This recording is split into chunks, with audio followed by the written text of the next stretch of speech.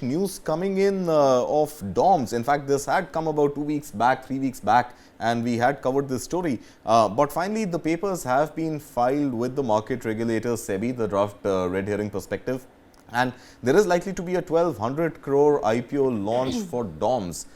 This, of course, comes on the back of fresh issue of about 350 crore rupees and OFS aggregating to about 850 crores. Out of this 850 crores, 800 crores is from the corporate promoter FILA, while individual promoters are going to shed 25 crore rupees each of their shares worth.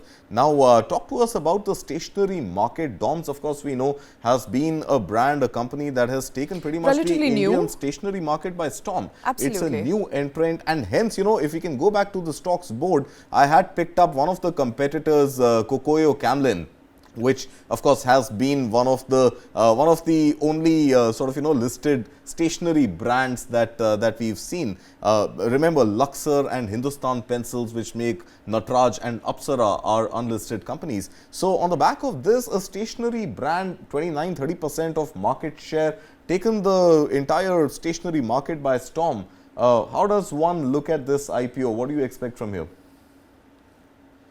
So again, we've not started coverage on this one just yet, but what I can tell you from first-hand experience, I've got 2 kids, and most of their stationery does, indeed belong to DOMS. So yes, just from a very layman perspective, looks like a good market to be into, and perhaps could see good good response. It's just that I've not had a chance to see the valuations. If I talk about Cocoyo Camlin, the only listed player, as you mentioned, the stock's also gone into a bit of a sideways consolidation, positive bias.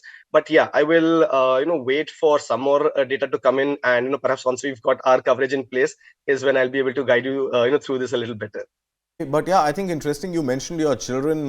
You look young, so I'm assuming your children are still using pencils and erasers and sharpeners, just like my daughter does. And you're right. I think it is fairly obvious. You go into a stationery store today, the entire variety available on display happens to be only DOMS. It's difficult to find a Natraj pencil or an Apsara pencil. It's DOMS, or it is the Chinese mechanical or sort of lead changing pencils available in the market. And going by that I'm also measure, surprised by your extensive knowledge of the stationery market, Kartik, at this point in time.